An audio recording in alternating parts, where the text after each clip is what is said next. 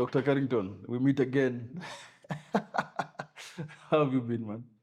First of all, for the cameras, I am not a doctor. Yet. Yet. Thank you. I've been well. What about you, Doug? I've been well myself.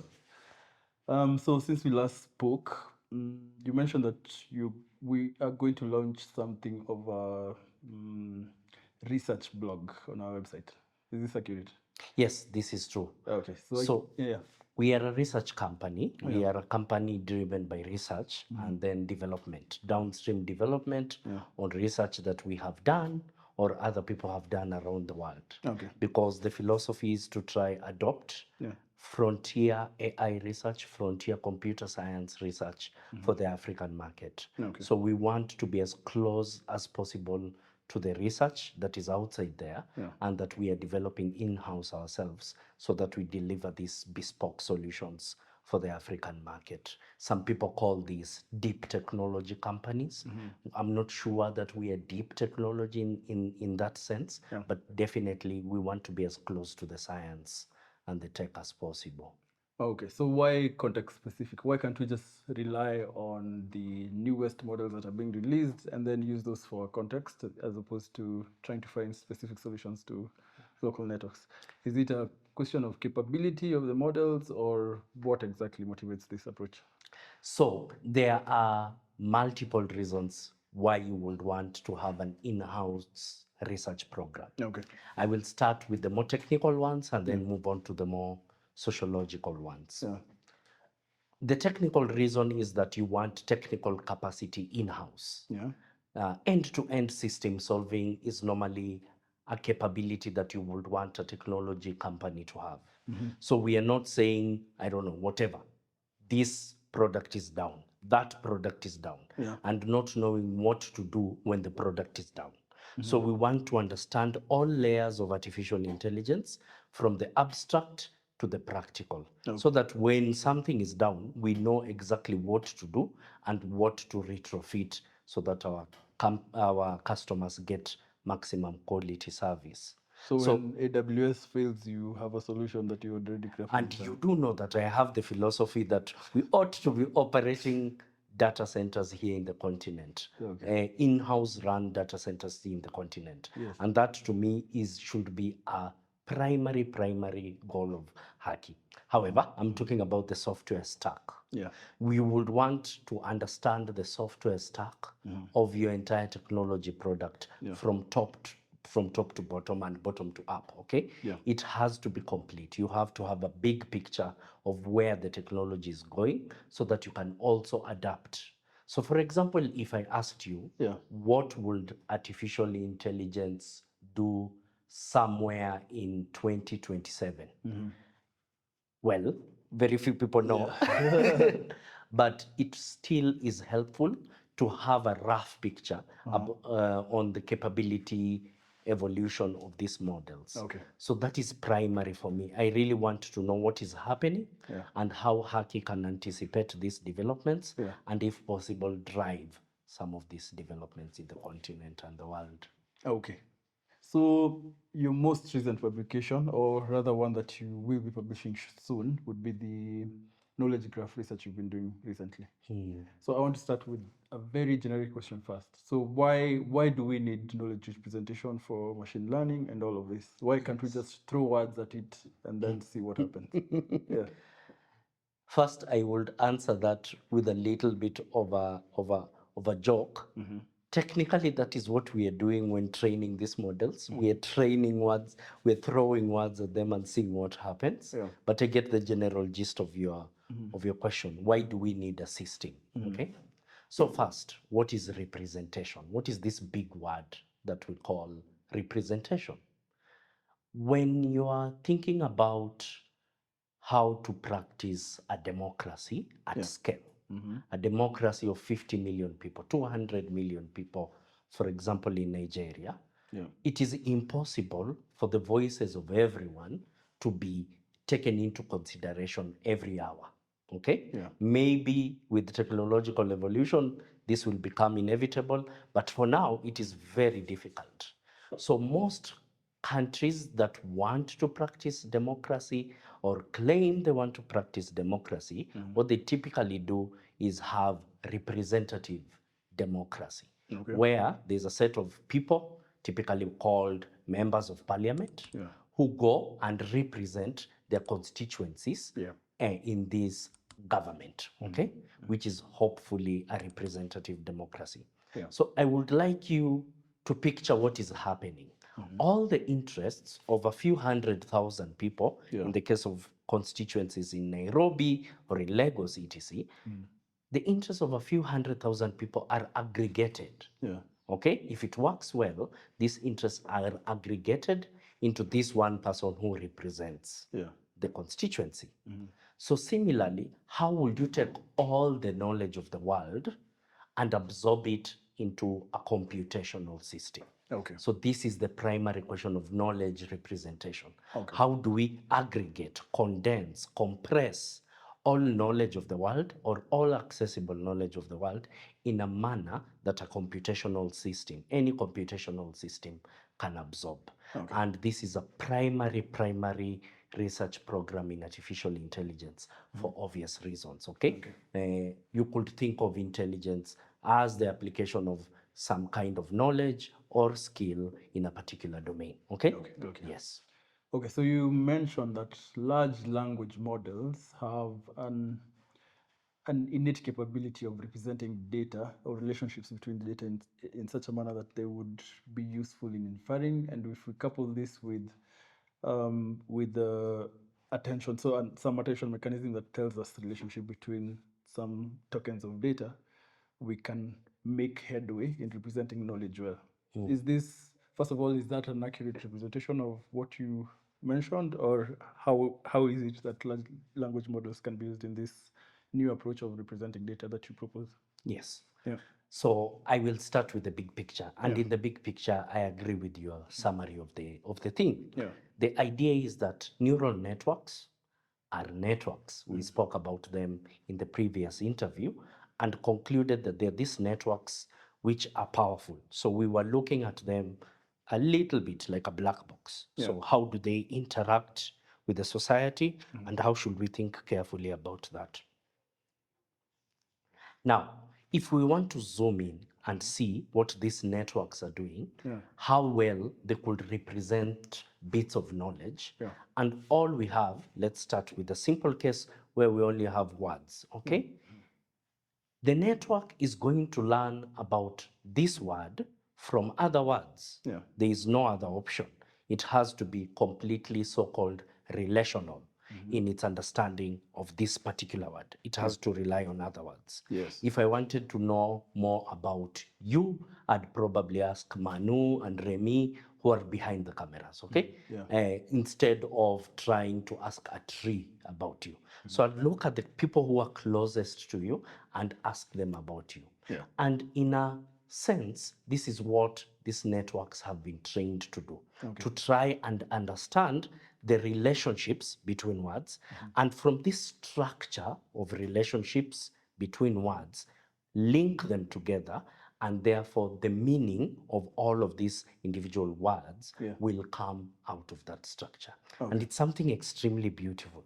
So the process of training a neural network, a large language model, a generative pre-trained transformer, whatever you want to call these things, the process of training them is growing this sort of structure in them, their relational understanding. And you could actually check the large language model and find the number, because these are normally typically some numbers called vectors. You could find the number for Nairobi has a relationship of something like in and the Republic of Kenya. So it has learned the relationships between these words, and from there it can pick up those hard semantics about the real world, okay? And this is called the symbol grounding problem. Okay. So you mentioned the utility of an ontology loose structure, loose kind of approach in your knowledge representation approach. Would you first of all start by explaining what the current not state of the art, but the most widely ubiquitous approach to knowledge representation currently is. And then the advantages of this kind of ontology loose, structure free approach would be in light of what we currently are using. Yeah. Yes. So we have this thing that has been grown inside the network. Yeah. Okay. We want to build similar knowledge representations by hand. And historically, this is how we did it. So we would frame something called an ontology. An ontology is just pretentious words for a scheme, a structure. Yeah. Okay. So if you're dealing, for example, with the judiciary or legal knowledge, what you would want to do is talk about something like the case has been filed at this blah blah blah, judged by this judge, represented by this lawyer. It is this party against this party. Yeah. So this is a rough structure. And then you write software that is going to go read the texts. Usually the computer science word for this is parsing. Parse the text and extract this information and literally grow the branches of this tree, okay? This network of information. Yeah. And this is what people call a knowledge graph. So you've specified an ontology, you've specified a framework, you've specified a set of acceptable relationships that you would want to see in the document or in the knowledge graph, okay? Now you just let the thing run. And this is how you grow a knowledge graph traditionally. Yeah. But of course, there are problems with this. Okay, it has scaled, it has worked very, very well. Yeah. For example, Google works because of knowledge graphs. You could say something like Google's money comes from the ability to competently grow these knowledge graphs of websites. Okay. Now, when you come to actually doing it, you find that the universe, okay, the physical environment has a lot of relationships that you yourself cannot think of. Okay? Yeah. The universe is bigger than your brain. That's why you are in the universe rather than vice versa. So predefining these connections would inherently be limiting. It is a limitation. Yeah. You're imposing a constraint on whatever you're investigating. Okay. So what we thought of doing last year is thinking about ways in which we can automate this process, weaken our constraints, or even eliminate them if possible, and let something, let an entity, some entity, extract this knowledge as automatically as possible. Yeah. And of course, since we are in the age of artificial intelligence as we speak, we used AI for this. Yeah.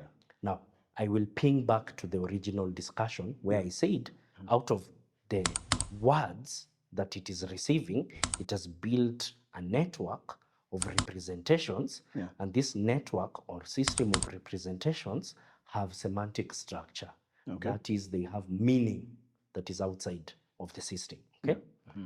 Now, how about we induce this meaning, this network that is inside these models to do that work for us, okay? Okay. For it to decide what is important in a given paragraph, okay? What is important in a given page of text. After all, if you think about it, a page of text is a network of concepts. Okay. John went to Mary's house. Yeah. There's John, there's Mary, and they're linked by this moving to Mary's house. Okay? So if you think about it, everything you read is a network of concepts. So you can pass the model, okay? You can pass the model, you can have the model pass this network of concepts and tell you what is important. So it will light up, and then you can grow the network on the basis of what the model has decided is important. So in this approach, how do you come against trivial connections that have been made by the LLM that might not necessarily be of utility to the person that is trying to analyze this set of... It is always irritating when you ask difficult questions. And the sad thing is you are part of this research. What is wrong with you? I'm not in front of camera. Okay. Fair.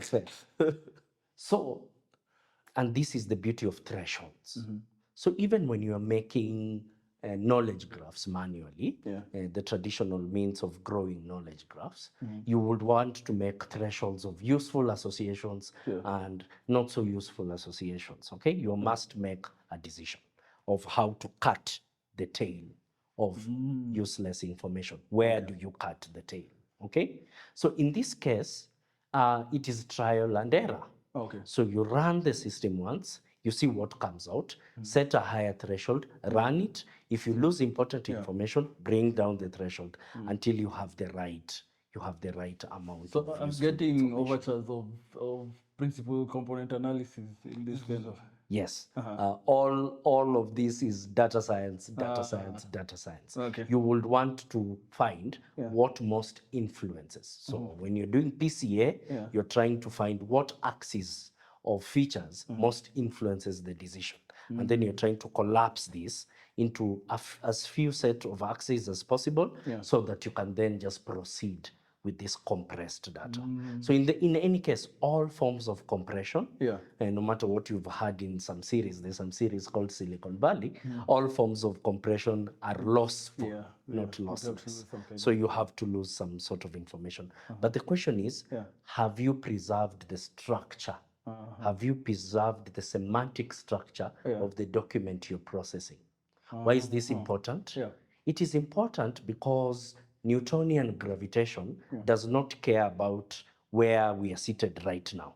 Okay? If I move that direction, it will change Earth's trajectory, but by a very small bit. Okay? So Newtonian gravitation cares about the aggregate mass.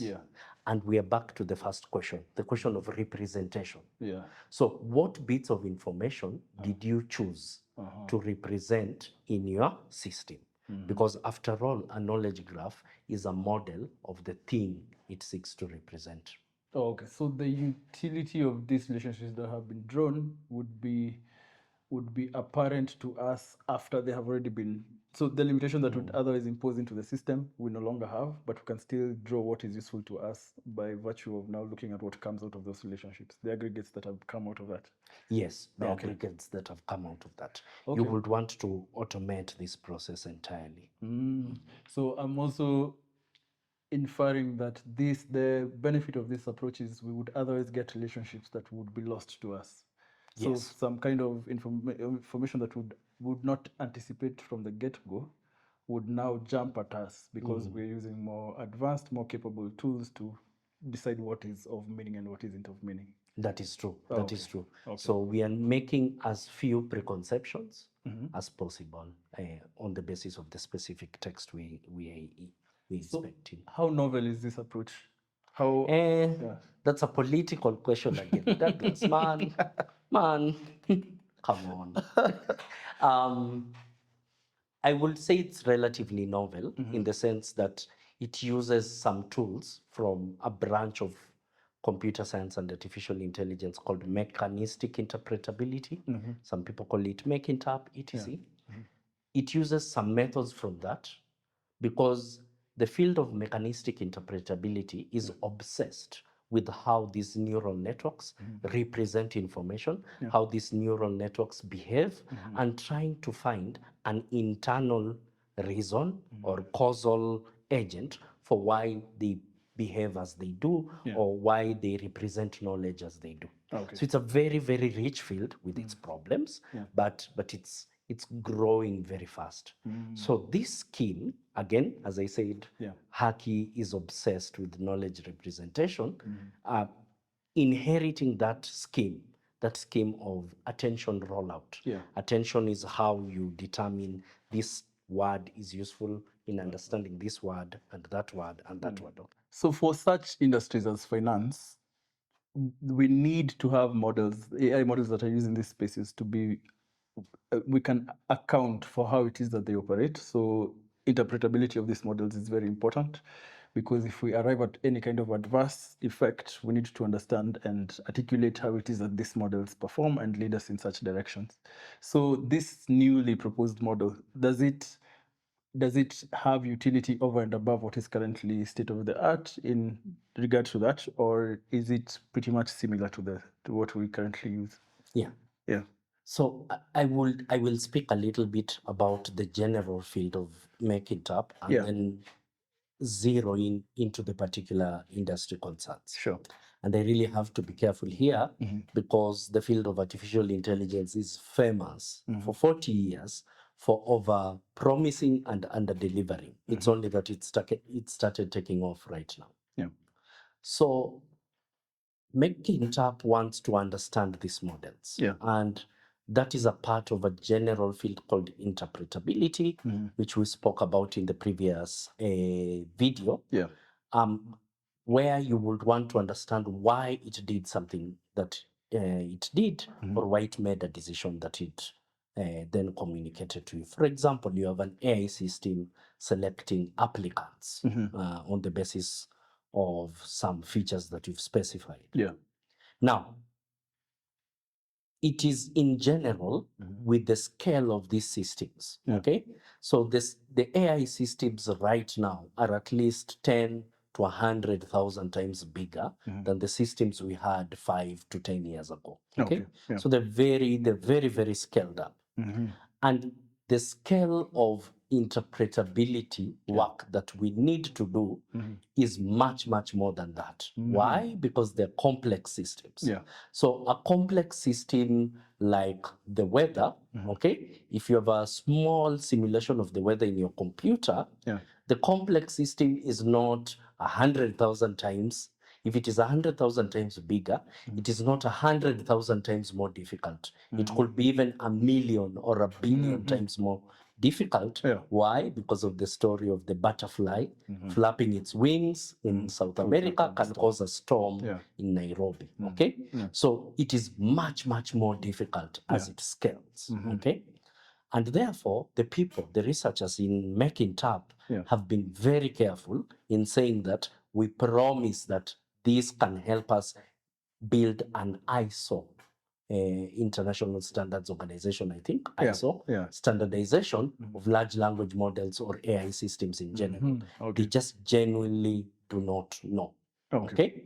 So, however, that being said, Yeah. these are not magical creatures. They're not dragons. Yeah. They're things we are growing in labs everywhere around the world, Yeah. and even in Haki, shout out.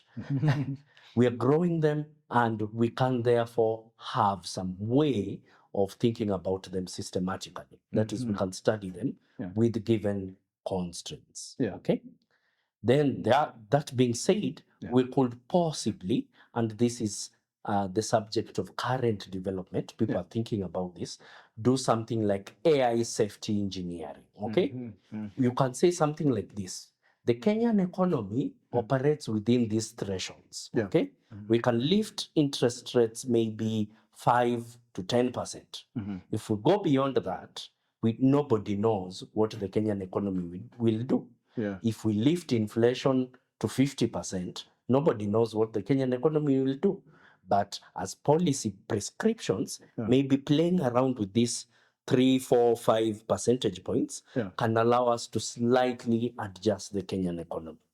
Okay, this is why revolutionary thoughts on the economy are always treated with skepticism. We'd rather just steady the ship and go slowly as we are going. Okay, so similarly with Making Tap here for the industry, or in general interpretability for the industry, you could design a system that operates within some rough thresholds beyond which you cannot assure safety. Okay. Yeah. So hopefully it could be useful somewhere here.